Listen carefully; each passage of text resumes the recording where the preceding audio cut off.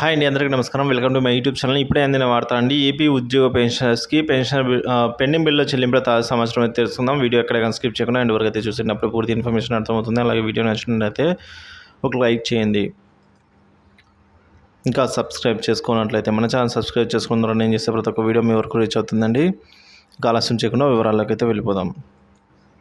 So మన మిత్రులు comment చేసి తెలుపుతూ ఉన్నారండి. సరెండర్ లీవ్ సంబంధించిన 2023 July not credited till date అని అయితే చెప్తున్నారు. సో 2023 సంబంధించిన సరెండర్ లీవ్ బిల్లు అప్లోడ్ చేసిన బిల్లు వచ్చేసి 2023 అనే నెంబర్తో సీరియల్ నెంబర్తో ఉన్నందున ఇంకా జమ కాలేదండి.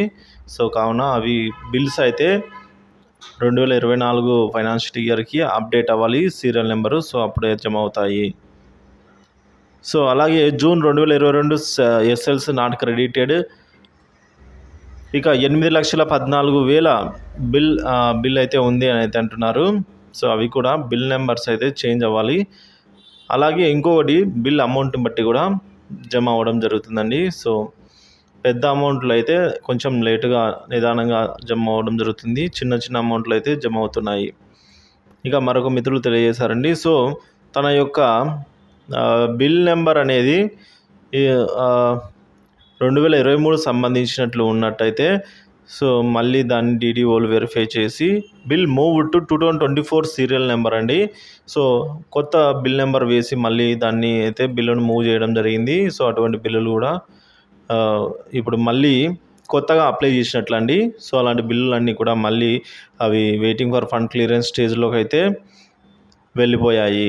సో అలా మీలో కూడా ఎవరైనా సరే మీ బిల్ స్టేటస్ అయితే చెక్ చేసుకోండి. పెండింగ్ బిల్లు సో ఆ సీరియల్ నెంబర్ ఏదైతే ఉందో అది ఏ ఇయర్ ఉంది, ఏ ఫైనాన్షియల్ ఇయర్ సంబంధించి ఉందో ఒకసారి చెక్ చేసుకోండి. అలాగే పేమెంట్ పెండింగ్ స్టేటస్ని కూడా చెక్ చేసుకోండి.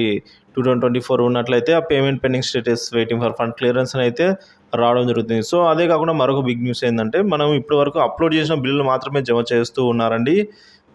ఏవైతే పిఆర్సీ బకాయిలు కానీ డిఏ బకాయిలు కానీ వాటి గురించి అయితే ఇంకా జమ చేయటమే లేదు. ఇంకా మరొక విషయానికి వచ్చినట్లయితే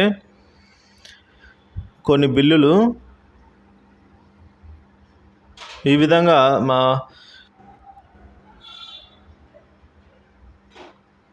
అప్డేట్ అవుతూ ఉన్నాయండి. ఈ విధంగా మనం చూసుకోవచ్చు.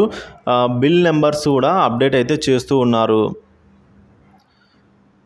సో సిఎఫ్ఎంఎస్ వారికి సంబంధించి బిల్ అయితే ముందు ఓల్డ్ బిల్లు బిల్లులను అయితే వాటిని మళ్ళీ మాడిఫై చేసి రీఅప్లోడ్ అయితే చేయడం జరుగుతుంది. జీపీఎఫ్ పార్ట్ ఫైనల్ అమౌంట్ అయితేనేమి, ఇంకా ఎస్ఎల్స్ అయితేనేమి, ఈఎల్స్ అయితేనేమి ఇవన్నీ కూడా ఓల్డ్ బిల్ నెంబర్తో వచ్చినవి ఇప్పుడు మార్చి అయితే అంటే వాటిని మళ్ళీ తిరిగి రీఅప్లోడ్ చేస్తున్నారండి సిఎఫ్ఎంఎస్ వారు. అదేవిధంగా మనం చూసుకున్నట్లయితే ఆర్బీఐ నుంచి ఒక 3,000 కోట్ల రూపాయల నిధుల రాక అయితే ఉందండి. సో దీనివల్ల అయినా సరే ఈ పెండింగ్ బిల్లు త్వరితగతిన చెల్లింపులు అయ్యి అలాగే పిఆర్సీ మరియు డిఏ బకాయిలు కూడా త్వరగా చెల్లింపులు అవ్వాలని అయితే కోరుకుంటున్నాం. సో ఈ ఎలక్షన్స్ లోపే ఇంకా మరిన్ని బిల్లులు జమ అయ్యే అవకాశం అయితే ఉందంటున్నారు. మరి ఏదేమైనప్పటికీ కూడా త్వరగా అన్ని బిల్లులు జమ అవ్వాలని అయితే ఆశిద్దాం. ఇదే అండి వీడియో. ఇన్ఫర్మేషన్ నచ్చింటే వీడియోని లైక్ చేయండి, షేర్ చేయండి. ఇలాంటి వీడియోస్ కోసం మన ఛానల్ సబ్స్క్రైబ్ చేసుకోండి. Thank you for watching this video.